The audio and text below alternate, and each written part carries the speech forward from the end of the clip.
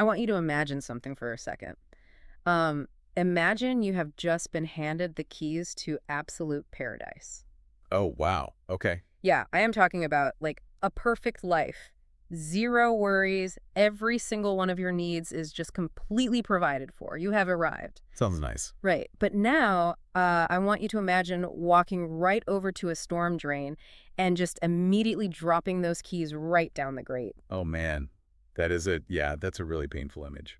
It is, but why do we do it? Because, if you observe human behavior closely, this kind of self-destruction is, well, it's remarkably common. It really is. I mean, we are so fascinated by success, but we rarely examine the actual mechanics of how people dismantle their own success once they actually achieve it. Exactly. Why do human beings so often sabotage their own good fortune? Why do we get a good thing and then practically beg the universe to take it away from us? That is the core question we are unpacking today in this deep dive. And we have some really interesting source material for this. Yeah, we are looking at this fascinating and frankly pretty blunt essay by an author named Xu Feng.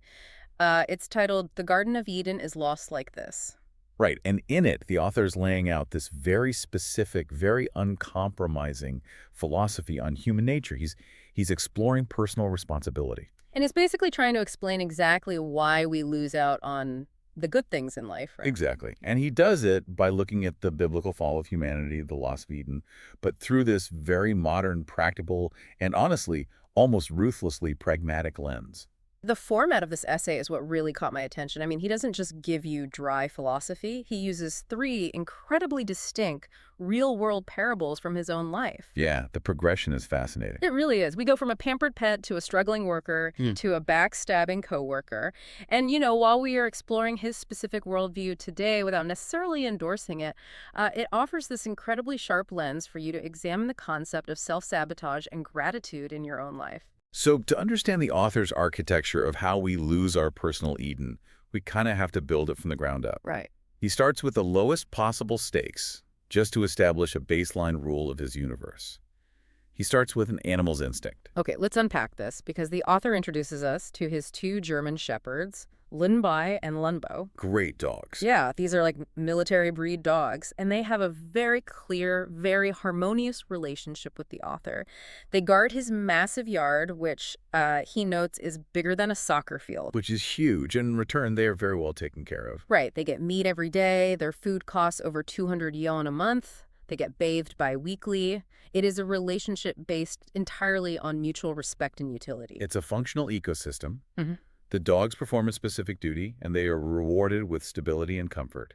The boundaries of that ecosystem are just very clear to both parties. But then a disruption is introduced. His wife brings home a new dog, Ah, here we go.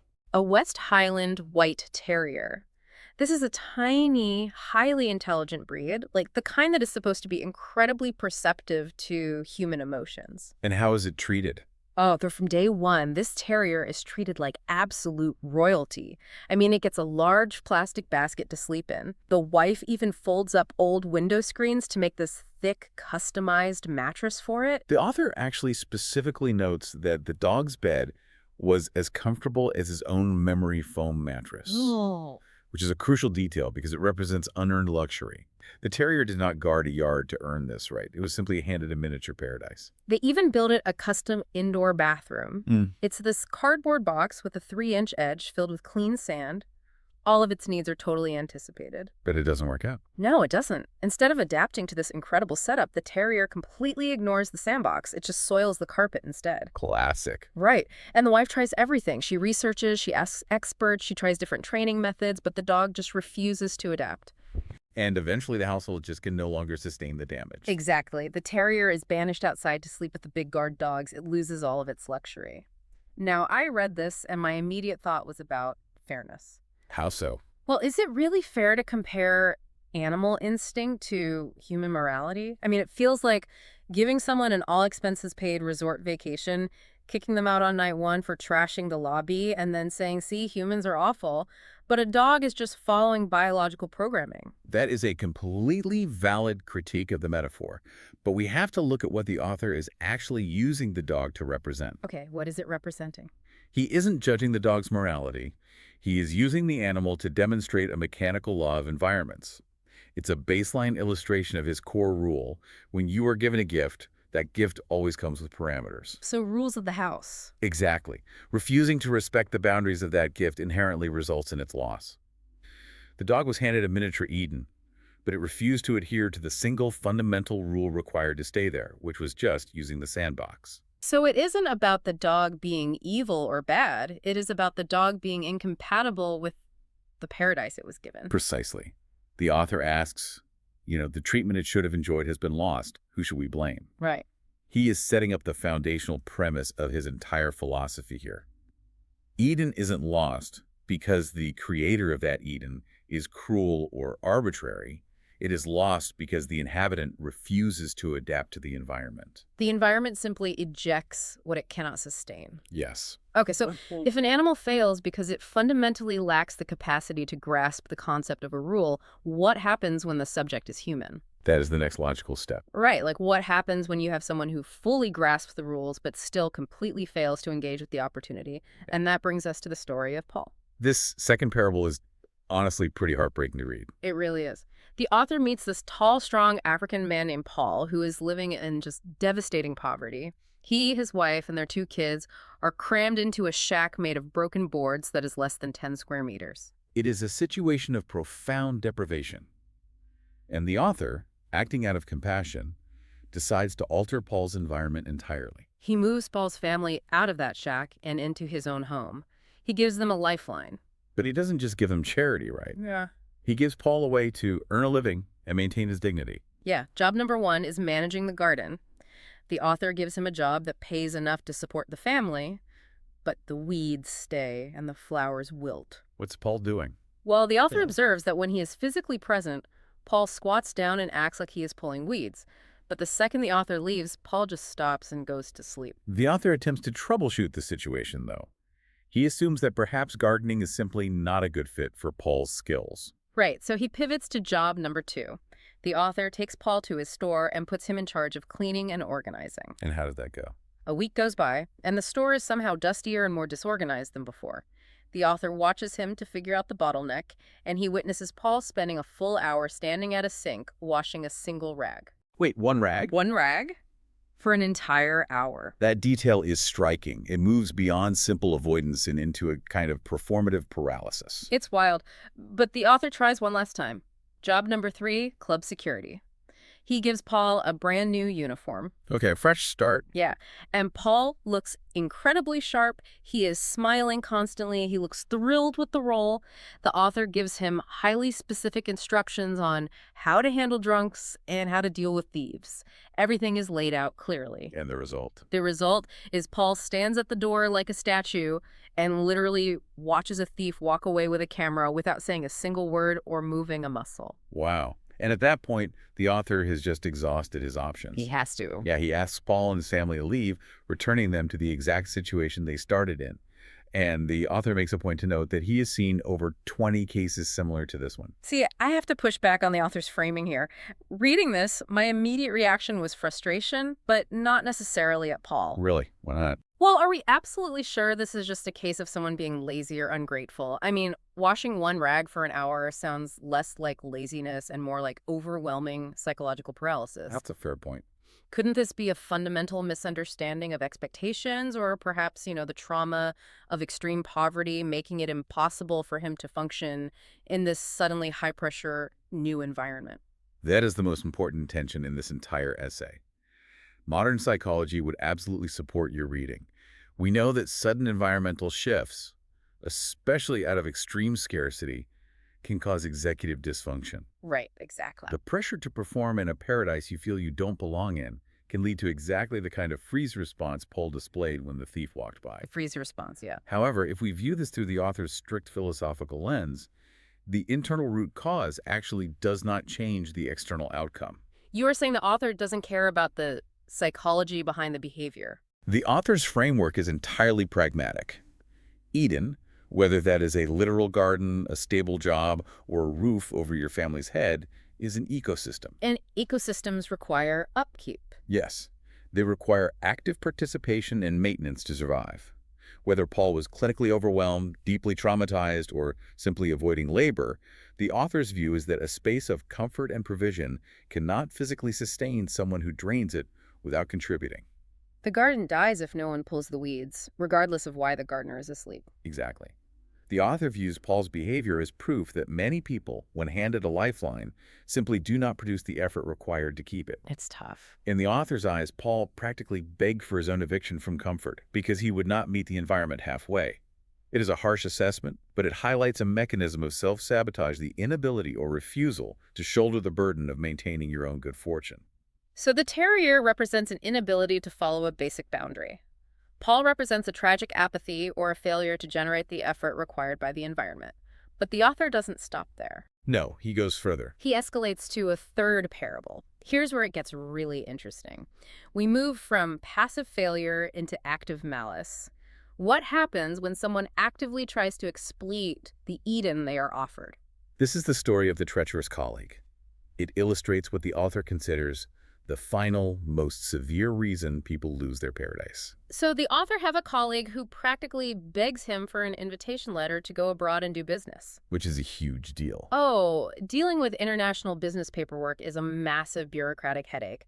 But the author values the connection, so he goes through all the trouble to get this documentation ready. He paves the way for this colleague to have a massive, life-changing opportunity. He essentially hands this colleague the keys to a new level of success. But instead of gratitude, the colleague immediately plots his downfall. Right before the trip, the author discovers that this colleague is sitting in a dark corner with his friends, just bragging. He is totally belittling the author, calling him a nameless pawn who only survives because of government support. And he outlines this deliberate plot to his friends. He is going to use the author to get established overseas, and then he is going to kick him to the curb and surpass him. It is the classic Trojan horse scenario. You invite someone into your sanctuary to help them, and they weaponize that help against you. But why do people do this? I mean, why bite the hand that is quite literally feeding you a massive opportunity? It seems counterintuitive, even from a purely selfish perspective. Well, it ties back to a very complex psychological concept, the burden of indebtedness. Oh, like feeling like you owe someone too much. Exactly. When someone hands you an enormous opportunity that you could not achieve on your own, it creates a massive power imbalance. For a fragile ego, feeling indebted is deeply uncomfortable. It makes them feel small. So they lash out. Right. So, as a defense mechanism, the ego attempts to diminish the benefactor. If the colleague can convince himself and his friends that the author is just a nameless pawn, then he doesn't owe the author any gratitude. The betrayal is a way of reclaiming a sense of superiority. He has to destroy the author's status so he doesn't have to feel grateful. That is fascinating. But you know what I love most about this section is how the author responds. He doesn't get mad. He doesn't scream. He doesn't start a public feud. He just sends a devastatingly polite fax. No facts. Yeah, a fax. He writes, "There has been a change in circumstances, and I am unable to accommodate you temporarily. Let's discuss this in the future. Access permanently denied." The politeness of the fax is what makes it so effective. It is a masterclass in emotional regulation and boundary setting. Totally ice cold, but professional. Yeah, the author does not engage with the toxicity. He simply removes the opportunity. And this is crucial to the author's overall thesis regarding how to maintain a good life. How does shutting this colleague out tie into the concept of Eden, though? In the author's framework, you cannot allow toxicity to take root in a pure environment. The colleague's intentions were fundamentally impure, and therefore he disqualified himself from the opportunity. He poisoned his own well. Exactly. It introduces this really vital idea that preserving your own peace, maintaining your own personal Eden, requires incredibly strict gatekeeping. You have to protect your environment from those who bring malice or exploitation, or they will dismantle your paradise from the inside out. So the colleague essentially locked himself out of the gates before he even packed his bags. And that brings us to the core philosophy of the entire essay. The grand thesis. Yeah, the author takes these three distinct stories: the dog who wouldn't use the sandbox, Paul, who washed a rag for an hour, and the coworker who plotted against his benefactor, and he connects them to a grand thesis about humanity. And it goes all the way back to the biblical Eden. Right. He argues that this is exactly how Adam and Eve lost the original Eden. It wasn't a creator being unjust or cruel. They were simply unworthy because they broke the fundamental rules of the environment they were given. He points out a very common psychological blind spot here. When misfortune strikes, the human default is to look outward. Always. People blame the economy, they blame society, they blame bad luck, or they blame other people. They almost never look inward to ask the difficult question, did my own actions or my own inaction create this eviction? He makes this incredibly bold claim to tie it all together. He writes, "The new Eden has long been established, with its gates open to everyone. But the catch is, the lazy, the rule breakers, and the impure are barred from entry. They just can't get in." To illustrate this blindness, he uses a really beautiful, stark, sensory metaphor. He says that the blind claim there is no blue sky, and the deaf claim that rivers have no ripples. Because they lack the physical apparatus to perceive them. Exactly. And the author applies that same logic to spiritual and emotional awareness. He suggests that those who lack humility, those who refuse to take responsibility, and those who lack gratitude will claim that there is no Eden and no opportunity in the world. They just can't see it. Right. They cannot perceive the paradise that is readily available to them because their own internal flaws act as a blinder. They are standing outside the gates, unable to see the handle. He ends with this final, sweeping rule. The divine loves the humble, enlightens those with affinity, and the rest are left to fend for themselves. It's intense. It is. And I have to bring this back to you, the listener, because reading that feels incredibly harsh. So, what does this all mean for you and me? It is a very tough pill to swallow, to be told that your misfortunes are entirely your own fault, and if you are struggling, you simply deserve to be left outside the gates to fend for yourself. I completely understand why it reads that way. It is undeniably absolute. It leaves practically no room for systemic inequality or just sheer bad luck. It feels devoid of empathy for the chaotic randomness of life. It does. But if we analyze the utility of this philosophy, rather than just its tone, we actually find something deeply empowering hidden within that harshness. Really, because I am struggling to see the empowerment in being told I am the architect of my own misery. How does that help? Because the inverse must also be true. If you are the architect of your misery, you are also the architect of your paradise. Oh, okay. The author is suggesting that Eden is not a geographical location you have to stumble upon, and it is not an afterlife you have to passively wait for. It is a state of being. And the keys to that state of being are entirely within your locus of control. So you build it yourself. Yes. You access this new Eden through humility, by taking absolute responsibility for your actions, and by cultivating pure intentions toward others. It shifts the narrative. It is less about a punishing universe kicking you out and more about you making the active choice to walk through the door and actually behave in a way that allows you to stay in the room. That is the core insight. If you stop blaming external factors, if you stop breaking the fundamental rules of gratitude, and if you stop harboring toxic intentions toward the people trying to help you, you construct your own paradise. The author is demanding radical accountability. It is a defense mechanism against self-sabotage. It takes the power away from random chance and puts it squarely on your own shoulders. That completely reframes the whole essay for me. It's a very proactive way to live. Let's trace the path we just walked. We started with a terrier who lost a comfortable life because it couldn't respect a basic boundary. Right, the sandbox rule. We moved to Paul, who lost a lifeline because the pressure to maintain it resulted in total apathy. And finally, we analyzed the colleague who lost a life-changing opportunity because his own ego couldn't handle the burden of gratitude. 3 vastly different scenarios, all pointing to the exact same behavioral mechanic we are, far more often than we care to admit, the active engineers of our own exile from happiness. Whether you agree with the author's spiritual framing or, his lack of patience for psychological nuance, the practical application of his philosophy is hard to ignore. It really is. The next time you find yourself experiencing a major loss or you feel like an opportunity slipped through your fingers, the very first step has to be an internal audit. You have to ask yourself the difficult questions before you point the finger at the universe.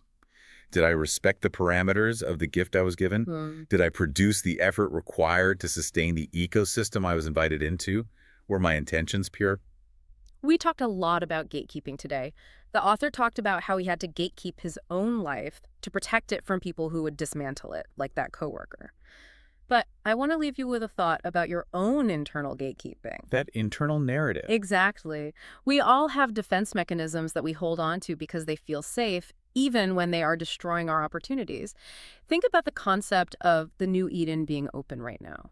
What is one habit, one old grievance, or one go-to excuse that you are clinging to? Something holding you back. Because whatever that narrative is, it might just be acting as your own personal bouncer. It is standing there with its arms crossed, keeping you locked out of your own potential. And if you look closely enough, you might realize you are the one who threw the keys down the storm drain in the first place. Catch you on the next deep dive.